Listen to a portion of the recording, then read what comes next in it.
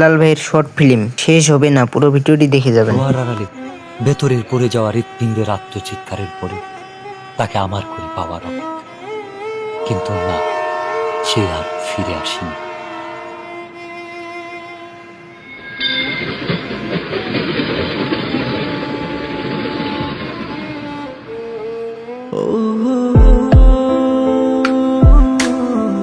তবে এসেছিল এই পাহাড়ের পাদদেশে আজ থেকে অনেক বছর আগে, সন্তের জেগেরা সীমান্তবর্তী জেলা শেরপুরের প্রত্যন্ত একটি গ্রাম।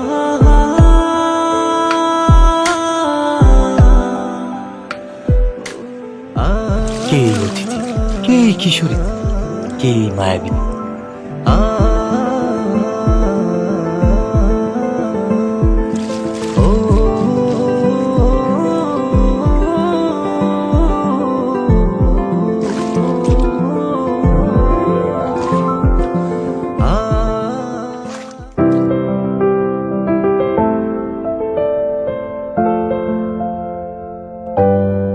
যার বিরহের অনলে পড়ে স্বপ্নের মতোই বদলে গেল এক যুবকের জীবনের গল্প। হ্যাঁ, স্বপ্নের মতোই বদলে গেল।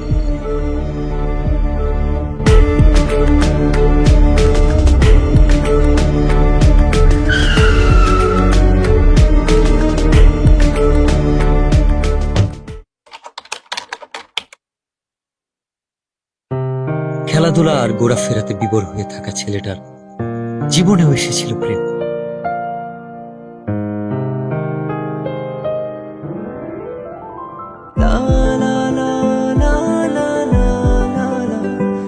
চোখের ভাষায় কেউ যেন বলছে, আমি এসেছি তোমার হয়ে, আমাকে তোমার করে না।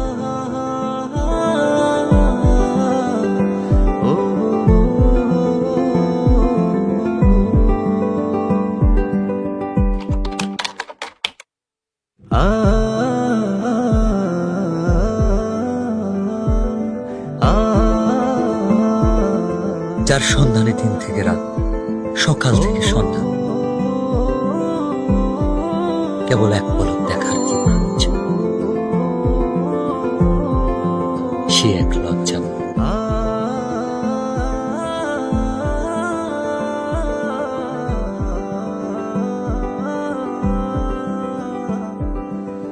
এক অদ্ভুত ভালো লাগা, যার অনুভূতি ব্যাখ্যা করা কঠিন।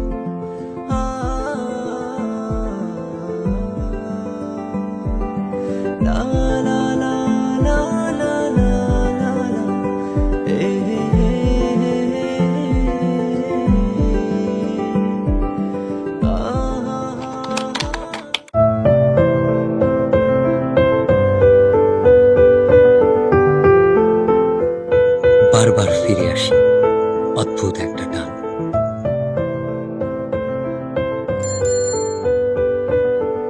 কিভাবে বোঝাই তাকে যা বলতে চেয়েও পারিনি।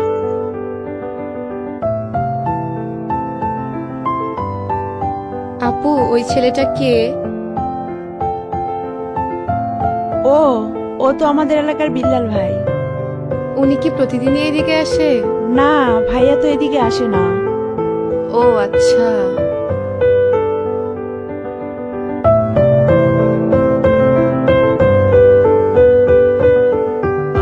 অপেক্ষার প্রহর যেন কাটছেই না।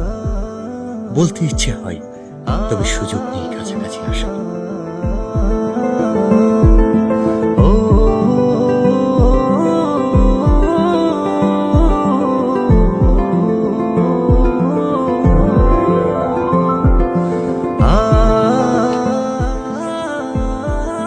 না বলা সব কথা লিখে এনেছি তাই রঙিন চিঠিতে।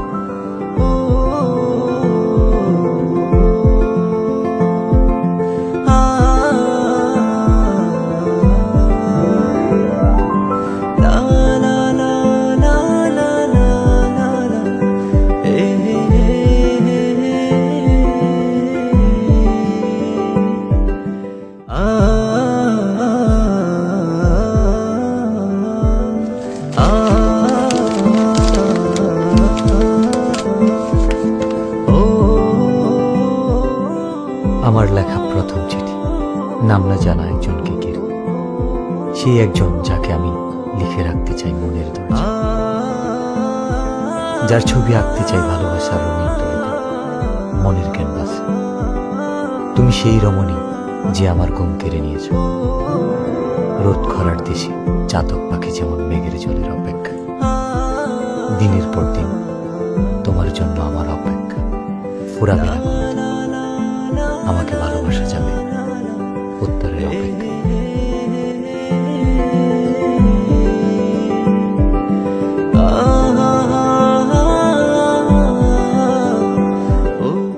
ভর দুপুরে অপেক্ষা, কৌতূহল, উৎকণ্ঠা, অস্থিরতা, মনের দরজায় কেউ বুঝে কড়া নেড়েছে।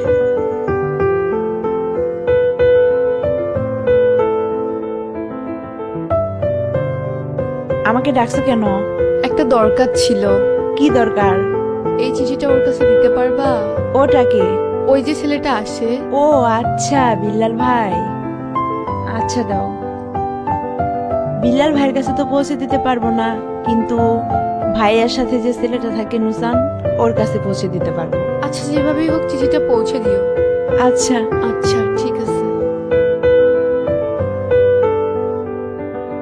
ভাই, ইদানিং খেলতে যাও না, ব্যাপারটা কি? আমার খেলতে ভালো লাগে না। তোমার খেলতে ভালো লাগে না? ভালো লাগে না। বুঝছি, কি বুঝছস? কিছু একটা চলে। আরে না, এমনি খেলাধুলা ভালো লাগে না। ভাই কেমন আছো? ভালো আছি। এই নুসান, এদিকে আয় তো।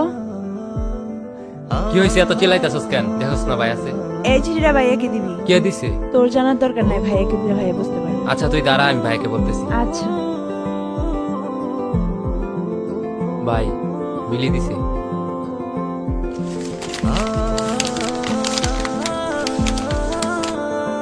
আমিও প্রথমবারের মতো চিঠি লিখলাম, যার ভাবনায় শুধু আমিই থাকি, যে আমার জন্য পাখির মতো ছটফট করে, যার কল্পনা এবং বাস্তবে মনের দরজায় আমিই করা নারী।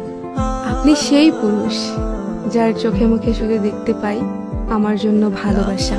হঠাৎ আমি বুঝতে পারি কেউ আমাকে মন থেকে চায়, খুব করে। আপনার অপেক্ষা ফুরাবে কিনা আমি জানি না, আপনাকে উত্তরটা জানিয়ে দিলাম। একটাই কথা বলবো, ভালোবাসি। মিলকে গিয়ে বলবি শিমুল বাগান আজকে 4টার সময় ওকে নিয়ে আসতে, আমার অপেক্ষা কর। ভাই বলছে বিকাল 4টার সময় ওরে নিয়ে শিমুল বাগানে আসতে। ওরে নিয়ে আসবি কিন্তু। আচ্ছা ঠিক আছে, আমি ওকে নিয়ে আসবো। মনে থাকে যেন।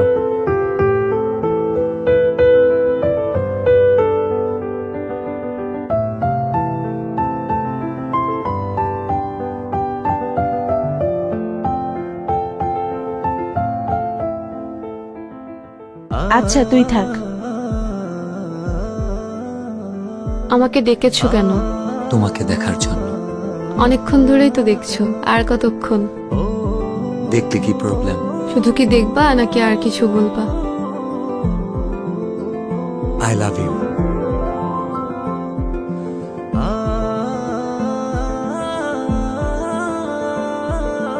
আমি কিন্তু আমার উত্তরটা পাইনি। এটা আমি আমার কাছে সারা জীবন রেখে দিব।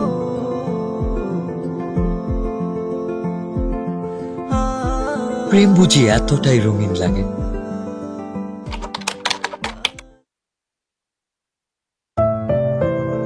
তবে রঙিন দিনগুলো হারিয়ে গেল কুয়াশা ভেজা সকালের ন্যায়।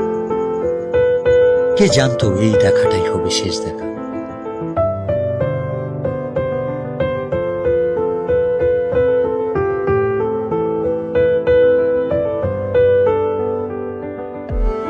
অনেক দিন তো হয়ে গেল, মনে হয়তো চলে যাব। হ্যাঁ, চলে তো যেতেই হবে। আর কি ফিরে আসা যাবে না? এসে কি হবে? আমার জন্য আসবা, পারবা না? আসা যায়, কথা দেওয়া যায়। আর ছুঁয়ে কি কথা দিতে হবে? ছুঁয়ে দেখার ইচ্ছাটা পূরণ হবে, সেটা বিয়ের পর। আমি অপেক্ষায় থাকবো। হঠাৎ কাল বৈশাখী ঝড় এসে এলোমেলো করে দিল সবকিছু। এমনটা না হলেও পারত।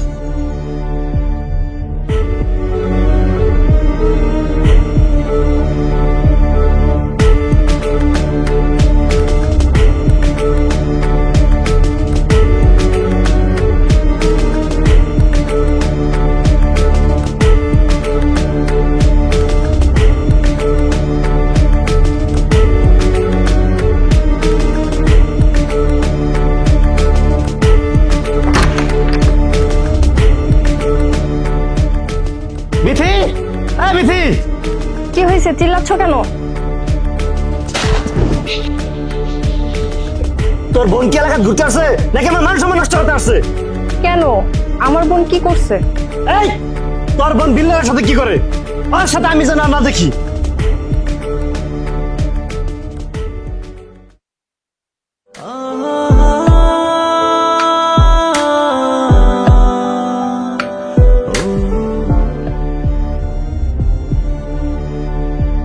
আচ্ছা তাহলে তুমি থাকো, আমি যাই। প্লিজ চলো না, আমার অনেক ভয় লাগতেছে। আমারও অনেক ভয় লাগতেছে। চলো না।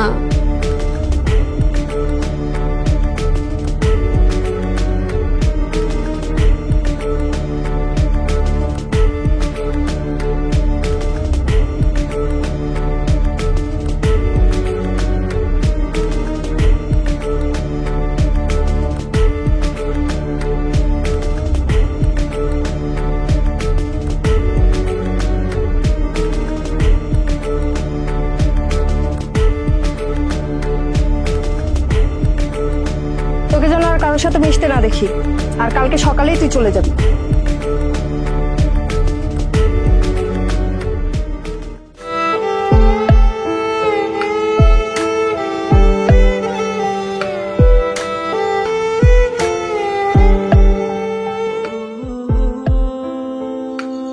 অতিথি পাখিটা কষ্ট নিয়ে নিরে ফিরবে, এটা বুঝি তার রেখে যাওয়া শেষ স্মৃতি। চোখের জলে লেখা যে চিঠি, সেটা শুধু একটা কাগজ নয়, হৃদয় গহীনে জমানো কথার উন্মোচন।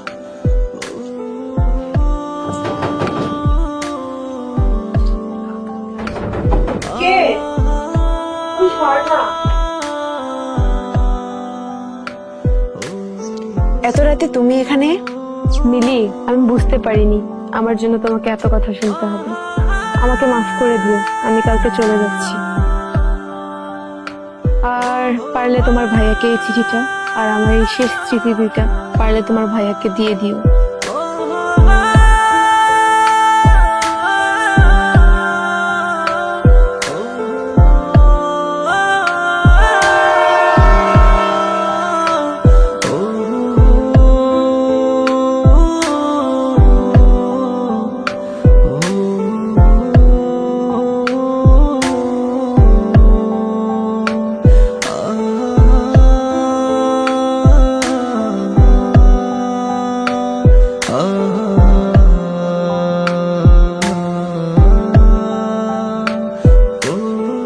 রঙের চিঠিতেও রং নেই, আছে কাছ থেকে দূরে যাওয়ার কোনো একটা ভয়ানক গল্প, যে গল্পের শেষ